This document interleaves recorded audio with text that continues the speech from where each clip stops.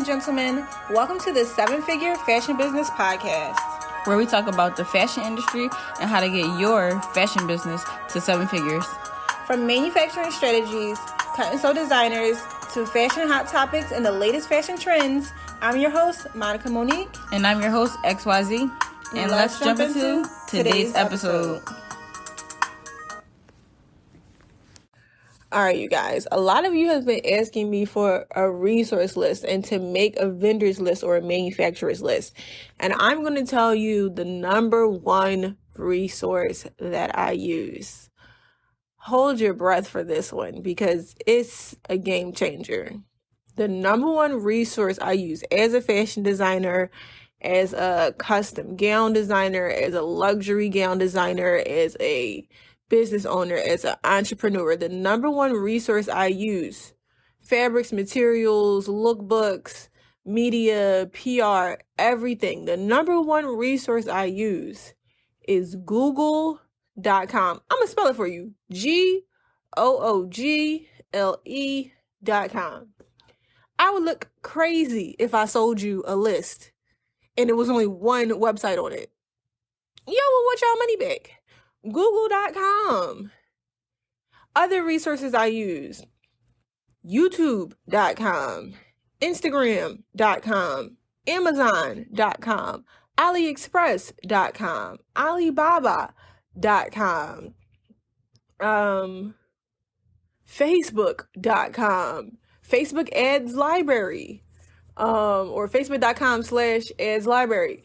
I use a lot of resources that you all use every day. TikTok.com. But the way I use it is different. I put in keywords every day on all of these websites to find exactly what I am looking for. If I am looking for the best rhinestone panels or full rhinestone panels or appliques or bridal panels or the best sample makers for luxury gowns, sample makers for manufacturers that take small orders, like how to start a podcast, how to get more signups for your email list, how to ... I use the resources that you all use every day, but I use them intentionally.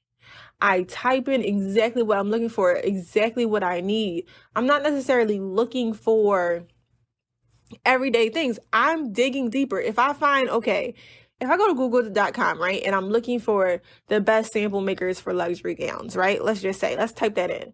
I might find nonsense on the front page of sponsored ads, but I'm going to keep going to page number 7, page number 8, page number 9. I'm going to click on each resource that looks like a good thing. I'm going to click on their website. I'm going to see if they're active, see if they've posted anything recently, see if they have a phone number on WhatsApp, if they're international, see if they have an email correspondence. I'm going to reach out to them. I'm going to price vary from different manufacturers or for different sample makers. I'm going to use those resources intentionally to find the information that I need. And it is specific to what I am looking for. So I know you guys want me to make a resource list or a manufacturer's list or a vendor's list. But when I tell you the way I work is so specific to what me, my target customer, my target audience needs, I don't know if it'll be helpful to you. Now, it might. But like I said, the first thing I'm going to type in is Google. And then I'm going to go through the list and see what comes up that works for my business. And then I'm going to go to each of those websites and figure out, like I said, are they active?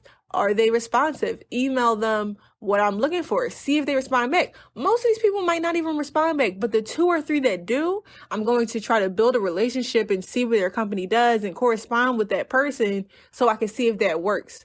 That's not necessarily a resource that I can give you because it's something that I specifically did or gave them or worked with them over time to figure out if they can do exactly what I'm looking for. And the questions that I ask is different than the questions that you might ask. So what I will put together is a list, not necessarily a resource list, but a way where you can use these everyday resources for the best actionable ways to use it for your brand, your business. How do you dive deeper? How do you ask certain questions? How do you respond to this? What are the apps that you need to communicate with these people internationally? What are the questions? What are the language barriers? What are the translator apps?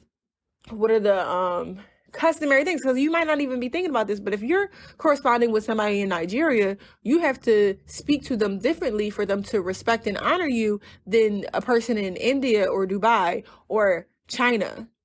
Because certain words and phrases that you use in America might be disrespectful or rude over there. So you might want to appropriately adjust how you correspond and message them depending on the country that you're speaking or reaching out to.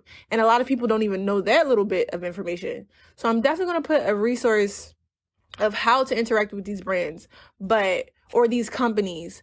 But number one, I want to say, y'all better stop asking me for a resource list, because when I say TikTok.com, Instagram.com, Facebook.com, Google.com, YouTube.com, I literally mean that is what I use to find my key sources. And you guys are on these platforms every day. If I sold you a list that had those names, y'all would look at me crazy. So anyway, go to our Patreon, 7-Figure Fashion Business on Patreon, and you will find that information there. Hope this was helpful. Bye.